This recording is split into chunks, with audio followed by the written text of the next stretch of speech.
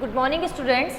BSc final year Hindi medium की last class में हम लोगों ने जो पढ़ा था वो क्या पढ़ा था कि हम लोगों ने सारे के सारे क्रिस्टल निकाय के बारे में पढ़ लिया था, एकंताक्ष, त्रिंताक्ष, इन सब के बारे में, और उनसे 14 ब्रेवेजालक बनते थे उनके बारे में पढ़ लिया था। टेबल पढ़ ली थी पूरी कि उनमें ए बी सी किस तरह से अलग होते हैं, अल्फा बीटा गामा किस तरह से अलग अलग होते हैं। अब हम लोग एक एक के बारे में पढ़ेंगे, यानी कि 3 तरह के अपन लोग मेनली पढ़ते हैं, तो सरल घनीय, एक काय केंद्रित और एक फलक केंद्रित। उनके बारे में एक एक के बारे में डिटेल से पढ़ेंगे और यहाँ से क्वेश्चन बनता है। तो पहले हम लोग टॉपिक डालेंगे हमारा सरल क्रिस्टल संरचनाएं। सरल क्रिस्टल संरचनाएं।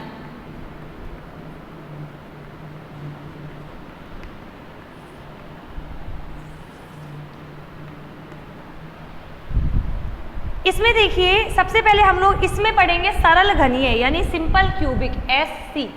3 पढ़ेंगे, सरल घनीय, काय केंद्रित, फलक केंद्रित और एक और षटकोणीय। तो पहली सरल घनीय सिंपल क्यूबिक SC।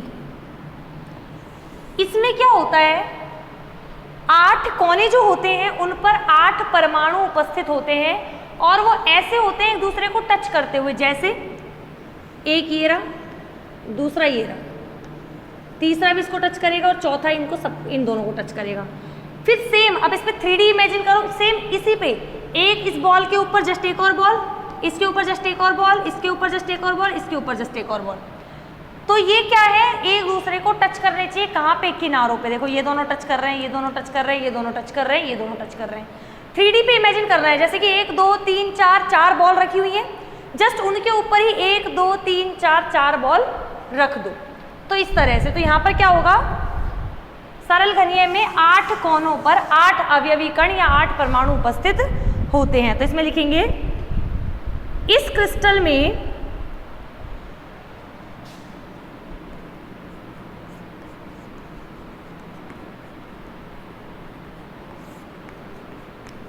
अवयवी कण। अब जहां पे भी हम अवयवी कण लिखेंगे इसका मतलब वहां पे अणु, परमाणु, आयन कुछ भी हो सकता है।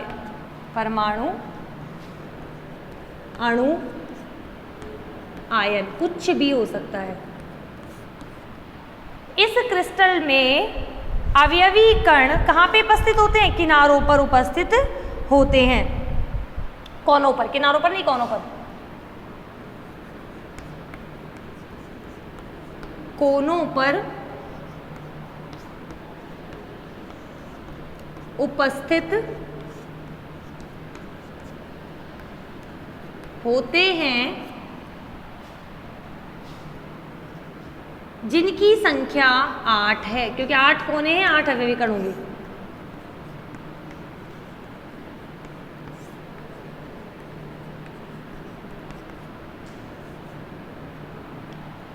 जिनकी संख्या 8 है।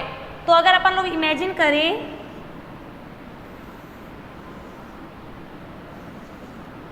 तो शेप देखिए बनेगी तो वही क्यूबिक यानी घनीय।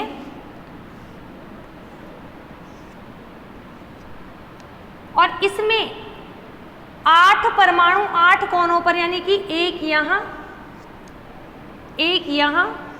अब देखिए ये अपन को ज्यादा लग रहा है पर हमें क्यूबिक है तो यानी कि सारी भुजाएं, ये भी बराबर, ये भी बराबर, सारी बराबर होंगी। पर हम लोग क्या है, टच करते हुए दिखा नहीं पाएंगे इनको, वरना देखा जाए तो टच तो ये इससे करेगा, ये इससे करेगा, ये इससे, सारे टच करने चाहिए, पर हम लोग बना नहीं पाएंगे इसको, इसीलिए हम देख लेंगे कि ये दोनों टच कर रहे हैं। अदरवाइज एक तीसरा, ये चौथा, ये 5 6 7 और 8, ये सारे एक दूसरे को क्या करेंगे, टच करेंगे। दोबारा देख लीजिए,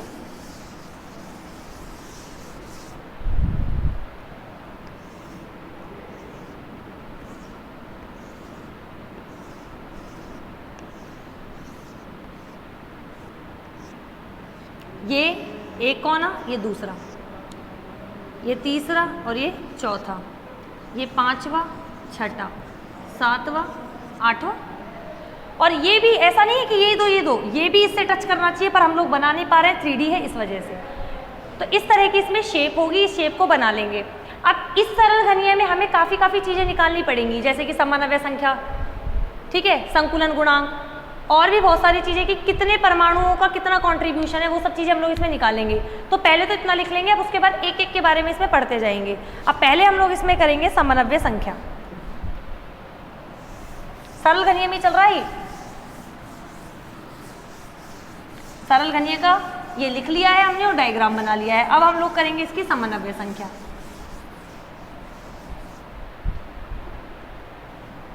एक एक चीज निकालेंगे। देखिए नाम से पता चल रहा है समन्वय संख्या, समन्वय यानी कि कोऑर्डिनेशन। कोऑर्डिनेशन कितनों से है, जैसे कि अगर अपन क्लास में समझ लो 100 बच्चे हैं, तो जरूरी नहीं कि मैं उस क्लास में पढ़ती हूँ तो मेरा उन 100 के 100 बच्चों के साथ कोऑर्डिनेशन हो, 100 के 100 बच्चों से मेरा उतना ही तालमेल हो। कोई कुछ होते हैं, जैसे मान लो 5 ऐसे हैं मेरे फ्रेंड्स जिनसे मेरा कोऑर्डिनेशन बहुत अच्छा है, जिनसे मैं एकदम टच में हूँ कि मैं कब कहाँ जा रही हूँ उनको पता होता है, क्या कर रही हूँ उनको पता होता है, उसे ही बोलेंगे कोऑर्डिनेशन। तो यहाँ पे एक परमाणु के साथ कितने परमाणु टच में है, बिल्कुल सीधा जुड़े हुए हैं, उन्हें बोलते हैं समन्वय संख्या। और सरल घनीय में तो हर एक परमाणु की समन्वय संख्या सेम होगी, वो बताते हैं। तो पहले इसकी समन्वय संख्या होती क्या, उसकी डेफिनेशन लिखेंगे। क्रिस्टल जालक में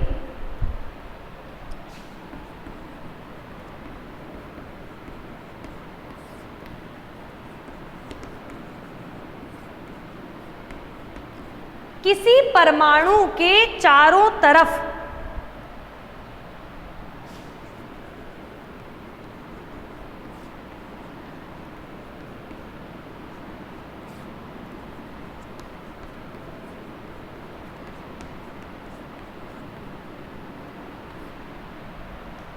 स्थित निकटतम जो सबसे ज्यादा पास हो, स्थित निकटतम कुल परमाणुओं की संख्या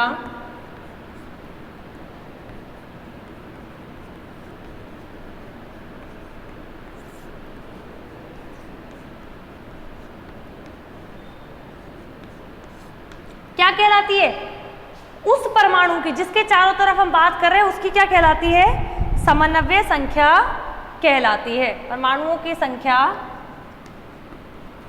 उसकी यानी कि उस परमाणु की समन्वय संख्या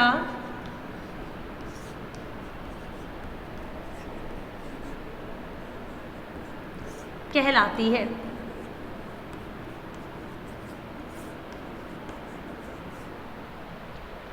का मतलब जैसे मैं हूं, मेरे साथ 5 फ्रेंड्स जुड़े हुए हैं जो मेरे बिल्कुल क्लोजेस्ट है, तो मेरी कोऑर्डिनेशन नंबर या मेरी समन्वय संख्या 5 हो जाएगी। ऐसे ही एक परमाणु जो है उसके साथ कितने क्लोजेस्ट निकटतम परमाणु जुड़े हुए हैं वो उसकी समन्वय संख्या कहलाती है। अब अपन लोग क्या बात कर रहे हैं इसमें कि जालक जो होता है वो इस तरह से होता है, जैसे कि मैंने मान लिया ये तो मेरा ये रेफरेंस पॉइंट है, ये इसके ऊपर भी होंगे इसी तरह से जुड़े हुए, और ऐसे इसके नीचे होंगे, एक ये परत, एक उसके ऊपर भी होगी, एक उसके नीचे, ऐसे और भी ऊपर होंगी। हम एक की बात कर लेते हैं, किसी एक परमाणु, मान लीजिए इस वाले की बात करते हैं, तो इसके लिए कोऑर्डिनेशन नंबर क्या होगा, एक तो इसके ऊपर है, एक इसके नीचे है, 2 3 4, एक अगल और एक बगल, 6 हो गई ना एक के कोऑर्डिनेशन नंबर। यानी कि इस वाले के जितना ये है उतना ही यहाँ पे भी होंगे ये सारे। अब मैं इसकी बात करती हूँ, इस वाले के एक तो ये रहा, एक ये रहा, एक ये रहा, जो इससे टच कर रहे हैं, एक ये टच कर रहा है, दूसरा ये टच कर रहा है, तीसरा ये टच कर रहा है, और ऐसे ही है तो संकुल आगे बढ़ता जाएगा, यहाँ पर भी होंगे, चौथा ये टच कर गया, 4 टच कर गए, एक इसके ऊपर होगा, 5 ऊपर की तरफ और 6 नीचे की तरफ। तो एक परमाणु का सरल घनीय में, सरल घनीय जो होती है उसमें एक परमाणु की समन्वय संख्या कितनी होती है, 6 होती है। तो अब उसके बारे में अपन लोग क्या लिखेंगे कि सरल घनीय संरचना में, सरल घनीय संरचना में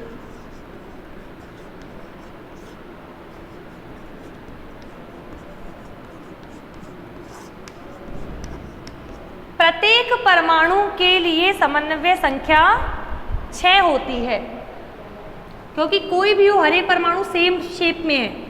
प्रत्येक परमाणु के लिए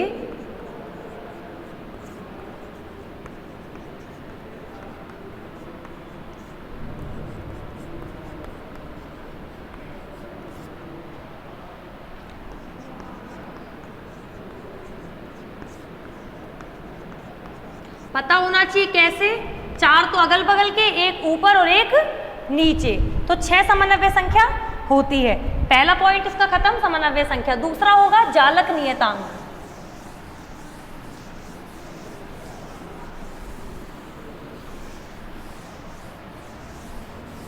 उसको देखेंगे भी क्या होता है जालक नियतांक को। बहुत सिंपल चीजें हैं, इस वाले को अगर ढंग से समझ लोगे तो आगे काय केंद्रित फलक केंद्रित वाले में दिक्कत नहीं आएगी।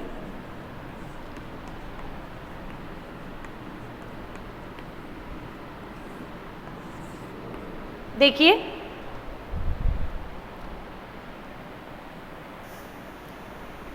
इसे समझने के लिए आपको एक डायग्राम बनाना पड़ेगा। देखिए उसी से समझ जाओगे आप। ये एक जालक है, सरल घनीय जालक। सरल घनीय, घन है मतलब इसकी हर भुजा समान होगी, वो मान लेंगे हम, उसकी हर भुजाएं जो है वो ए मान लेंगे, वही होता है जालक नियतांक। जैसे ए बी सी हम पढ़ते थे ना, तीनों तरफ एक्स वाई और जेड में ए बी सी, यहाँ पे वही चीज जालक नियतांक कहलाते हैं, ए बी सी। बट ये सरल घनीय है, घनीय है, इसीलिए ए बराबर बी बराबर सी होगा, यानी सारी भुजाएं बराबर होंगी। तो जालक नियतांक हम मान लेंगे क्या, ए, यानी एक भुजा कोई भी किनारा जो है उसकी लंबाई क्या है, ए। अब इससे क्या है, दो अवयवी कण जुड़ रहे हैं, दो परमाणु जुड़ रहे हैं। परमाणुओं की शेप गोलाकार होती है, इसका ये केंद्र से जुड़े हैं तो ये त्रिज्या r है और ये त्रिज्या r है। तो दोनों के केंद्रों के बीच की दूरी 2r, और वो किसके बराबर है, इस घन के किनारे के बराबर है, और घन का किनारा क्या मानेंगे हम लोग, a, तो a बराबर 2r हो जाएगा। तो क्या लिखेंगे, माना सरल घनीय एकक कोष्टिका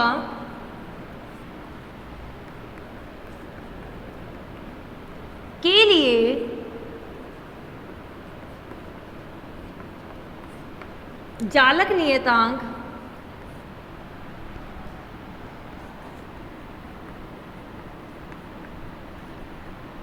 स्मॉल a है तथा अवयवी कणों की त्रिज्या स्मॉल r है, तो इन दोनों परमाणुओं के केंद्रों के बीच की दूरी बराबर किनारे की लंबाई, किनारा कितना है a। तो चित्र से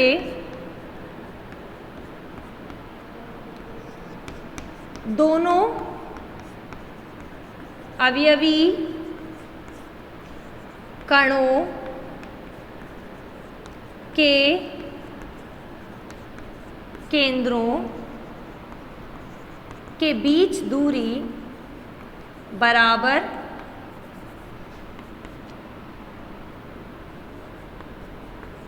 एकक कोष्टिका के किनारे की लंबाई।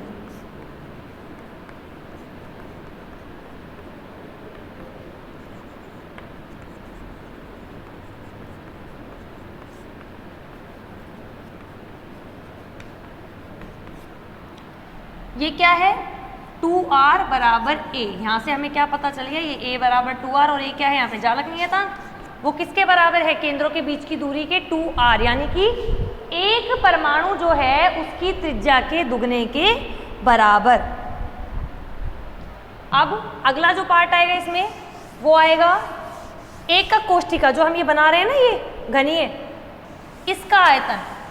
क्योंकि जो सरल घनीय जालक की बात करेंगे तो ये तो एक अकेली एकक कोष्टिका है। हमने एकक कोष्टिका पढ़ा था, इसके बार बार रिपीट होने से, यानी कि ये तो हमारी एकक कोष्टिका पढ़ी थी हमने अभी, ये वाली। अब ऐसी ही बहुत सारी कोशिकाओं के बार बार रिपीट होने से, इसी चीज के बार बार रिपीट होने से, यहाँ यहाँ यहाँ हर जगह, यहाँ हर जगह रिपीट होने से क्या बन जाता है, जालक बन जाता है। तो हम लोग सिर्फ एकक कोष्टिका को ही लेके चल रहे हैं, तो एकक कोष्टिका का ही नियतांक लेके चलेंगे, क्योंकि एक को पढ़ लो तो सबका पता चल जाता है। जैसे बोलते हैं एक फैमिली मेंबर का पता चल जाए तो पूरी फैमिली का पता चल जाता है, सेम वही चीज।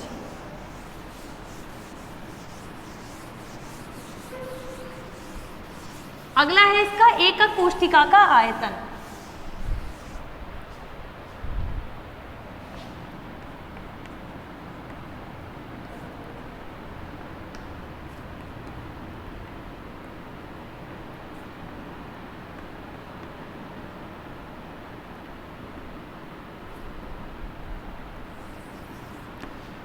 अब एकक कोष्ठिका का आयतन घन होता है, घन का आयतन होता है भुजा का क्यूब, तो उससे निकाल देंगे V बराबर भुजा का क्यूब। V बराबर भुजा क्या है A का क्यूब, और A क्या था 2R का क्यूब, तो V बराबर क्या आ गया 8R क्यूब, जहां R क्या है उस अवयवी कण की त्रिज्या है। अब अगला करेंगे प्रति एकक कोष्ठिका परमाणुओं की संख्या।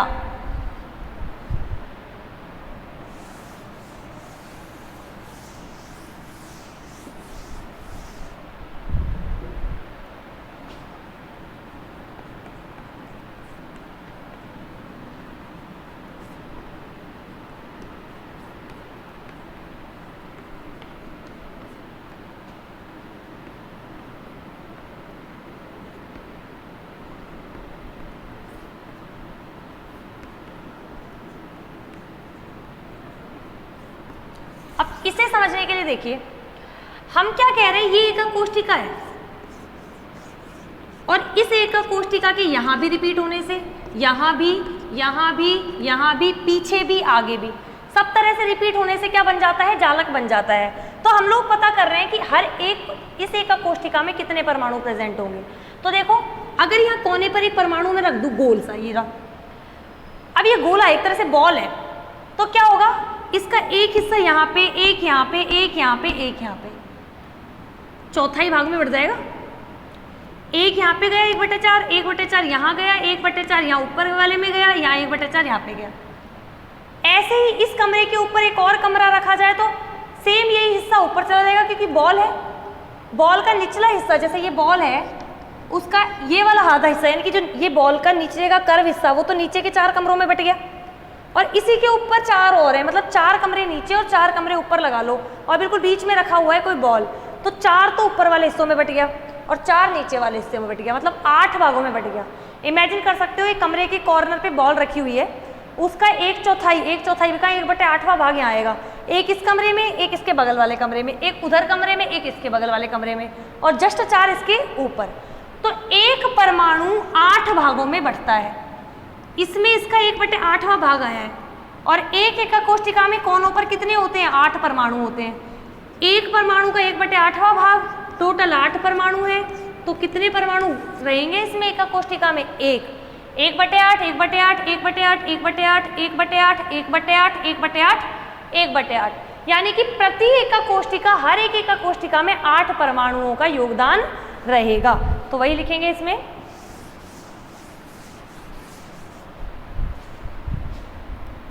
क्या लिखेंगे इसमें कि सरल घनीय जालक के,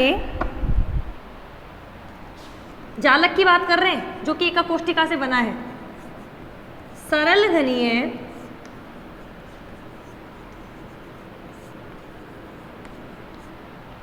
जालक के कोनों पर स्थित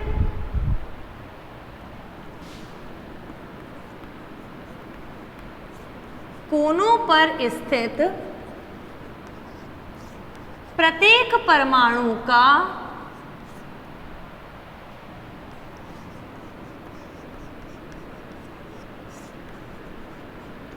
एकक कोष्ठिका में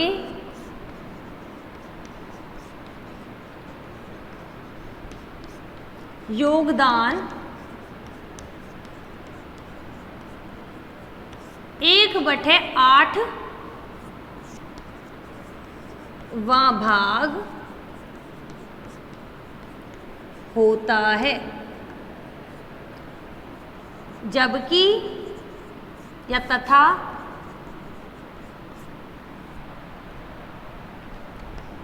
एकक कोष्ठिका में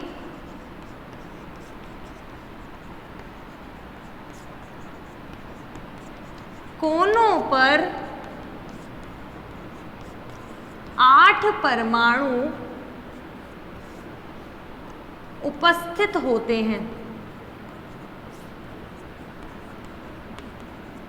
तो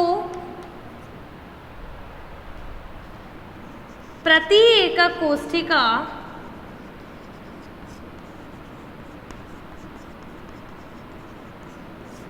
परमाणुओं का योगदान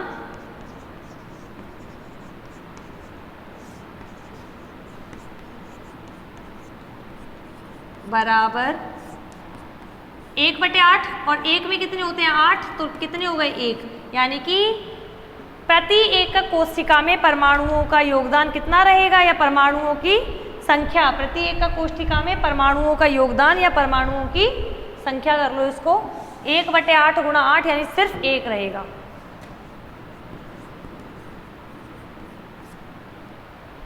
अगला जो पार्ट है इसका वो करेंगे परमाणुओं का आयतन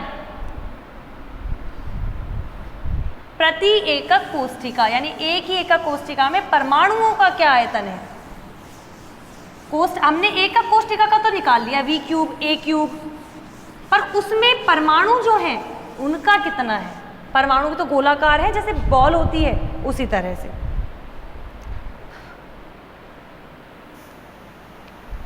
तो अगला है प्रति एकक कोशिका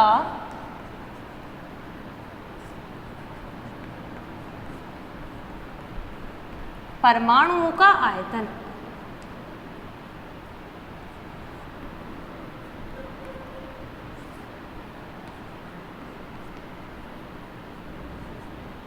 देखिए क्या हुआ, गोलाकार है, गोले का आयतन होता है 4/3 πr³, 4/3 πr³ और परमाणु है कितने, एक का है ये तो, और टोटल तो हमने भी निकाले थे कि प्रभावी परमाणु जो थे, प्रभावी परमाणु एक ही था, 1/8 × 8, तो क्या आ गया 4/3 पाई, r क्या था देखो, a बराबर था 2r, तो r बराबर क्या आ गया a/2,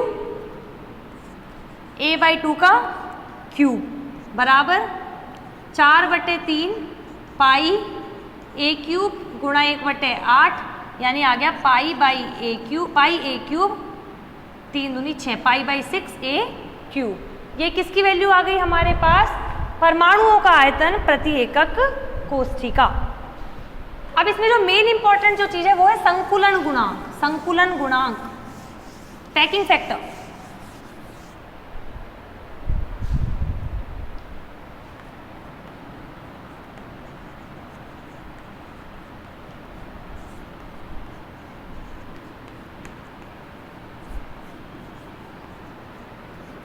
इंग्लिश में लिखो चाहे मत लिखो, पर इसीलिए लिख रही हूँ क्योंकि हर जगह संकुलन गुणांक नहीं लिख के पैकिंग फैक्टर को पीएफ लिख देंगे, इसीलिए। तो देखिए संकुलन गुणांक होता है, देखो नाम से पता चल रहा है संकुलन यानी पैकिंग, यानी संकुलन गुणांक जितना ज्यादा होगा उनकी पैकिंग उतनी ही ज्यादा मजबूत होगी, और संकुलन गुणांक जितना कम होगा वो परमाणु उतने ही ढीले बंधे हुए होंगे। तो पीएफ होता है एकक कोशिका में परमाणुओं का आयतन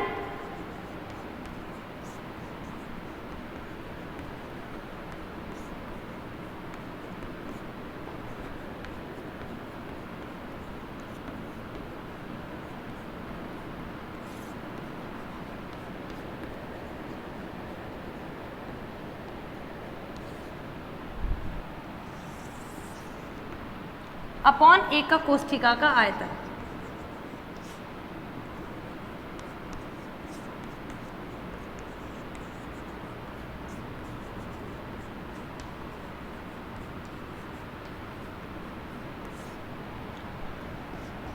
परमाणुओं का आयतन अभी निकाला था πa³/6 और एकक कोशिका का आयतन निकाला था a³, वैल्यू आ गई π/6। अगर इसमें अपन लोग पाई का मान रखें तो डिवाइड करेंगे तो 0.52 करके कुछ आएगा, और अगर परसेंटेज में निकालें तो 52%, 100 से मल्टीप्लाई करके, यानी कि 50% के अराउंड आ रहा है, 52% आ रहा है। तो यानी कि इनका संकुलन यानी इनकी पैकिंग बहुत ज़्यादा अच्छी नहीं है, यानी कि परमाणु ज़्यादा टाइटली बंधे हुए नहीं है। तो इसमें क्या लिखेंगे कि सरल घनीय जो एकक कोशिका रहती है, सरल घनीय जालक होते हैं, उनका संकुलन गुणांक का मान कैसा है, कम है, अतः ये संरचना कैसी होती है, शिथिलतः है, यानी कि लूजली बाउंड होती है। तो क्या लिखेंगे, यहाँ पे लिख लेना सरल घनीय जालकों के लिए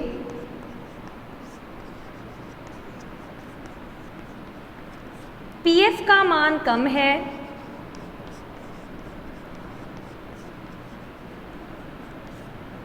अतः ये शिथिलतः यानी ढीले बंधे होते हैं, शिथिलतः संकुलित होते हैं या शिथिलतः संकुलित संरचना है। अब इस वाले जो सरल घनीय का पढ़ रहे थे, इसका जो लास्ट टॉपिक है, लास्ट पार्ट है, वो है जो भी अभाज्य कोष्ठिका या जो भी एकक कोष्ठिका हम लोग इसमें लेके चल रहे हैं ना, उसके मूलभूत सदिश, और यही सबसे ज्यादा इंपॉर्टेंट आता है क्योंकि आगे तक यही काम आए।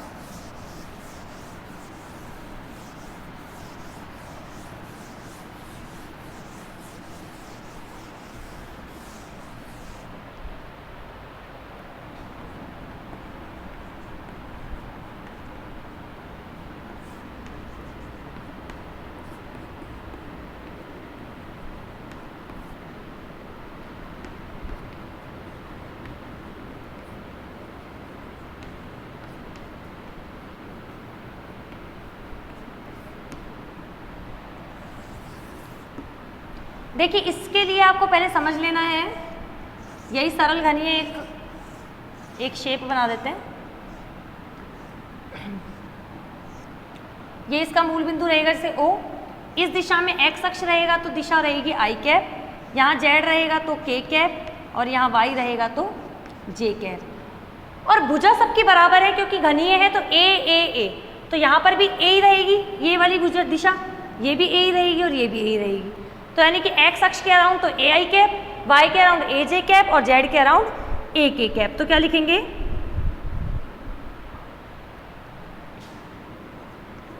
ये लिखेंगे इस सरल घनीय जालक की अभाज्य कोष्ठिका, एक कोष्ठिका कुछ भी लिख देना चाहे, वहां पे डिफरेंस था पर अपन लोग अब यहाँ पे अभाज्य और एकक एक जैसा ले सकते हैं। सरल घनीय जालक की अभाज्य कोष्ठिका चाहे एकक कोष्ठिका ना,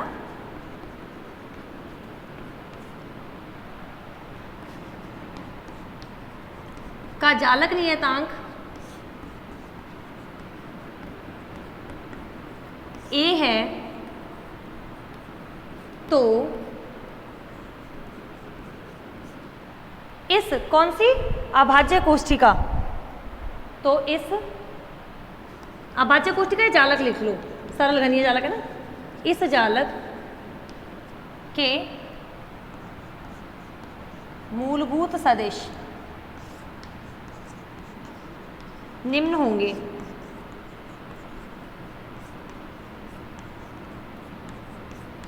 vector a, vector b, vector c, तीन ही होते हैं। यहाँ पे x अक्ष के अलोंग भी ए आई कैप ही आएगा, y के अलोंग भी ए जे कैप ही आएगा और z के अलोंग भी क्या आएगा, ए के कैप ही आएगा। तो ये चीज अपनी खत्म हो गई। अगर इससे अपन लोग क्या निकाले, अभाज्य कोष्ठिका का भी क्या निकाले, आयतन निकाले, जो वो की क्या आएगा, एकक कोष्ठिका के बराबर ही आएगा, क्योंकि हम लोगों को पता है कि अभाज्य कोष्ठिका और एकक कोष्ठिका में बस थोड़ा सा ही डिफरेंस था जालक बिंदुओं का। यहाँ पे अगला है, और आपको जब अभाज्य कोष्ठिका पढ़ाया था तो उसमें बताया भी था, क्योंकि देखो अभाज्य कोष्ठिका है ना, उसको दर्शाने के लिए हमें इन सदिशों की जरूरत पड़ती है, और इसका आयतन दिखाने के लिए हम इससे दिखा देते हैं ओमेगा। और हमने फॉर्मूला भी दिखाया था, जब अभाज्य कोष्ठिका का आयतन पढ़ाया था तो लिखाया था इसका आयतन ये था, क्योंकि ये तो लंबाई गुणा चौड़ाई और फिर जब ऊंचाई भी इसमें ऐड हो जाती है तो आयतन बन जाता है। वेक्टर ए की जगह ए आई cap, A J cap, A K cap, A cube, I cap dot J cap cross K cap, I cap, I cap का आई कैप के साथ डॉट प्रोडक्ट क्या होता है, 1। तो इसका आयतन क्या है, ए क्यूब, और हमने जब एकक कोष्ठिका का आयतन पढ़ा था तो वो भी क्या पढ़ा था, ए क्यूब, तो लगभग दोनों सेम ही आयतन की होती है। ये हो गया। तो इसमें क्या लिखेंगे कि सरल घनीय जो संरचना होती है उसमें अभाज्य कोष्ठिका और एकक कोष्ठिका दोनों का आयतन कैसा होता है, एक समान होता है। क्योंकि अभाज्य कोष्ठिका का भी अभी अपन a³ निकाला और पहले वाले में जो एकक कोष्ठिका था उसका भी a³ निकाला। और एक चीज और ध्यान रखना कि अभाज्य कोष्ठिका वो जिसमें जालक बिंदुओं की संख्या 1, एकक कोष्ठिका वो जिसमें जालक बिंदुओं की संख्या 1 से ज्यादा। और दूसरी बात, अब एकक कोष्ठिका को दर्शाने के लिए सदिशों की जरूरत नहीं पड़ती है, अभाज्य कोष्ठिका को दर्शाने के लिए सदिशों की जरूरत पड़ती है। अतः सरल घनीय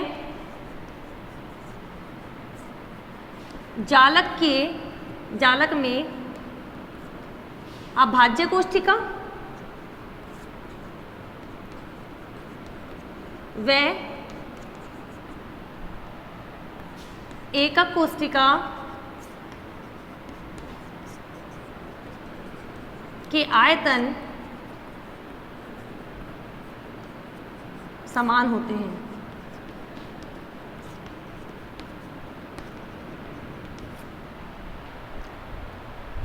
समान होते हैं। अब इसका अगर एग्जाम्पल लिखना चाहें तो पोलोनियम इसका एग्जाम्पल होता है।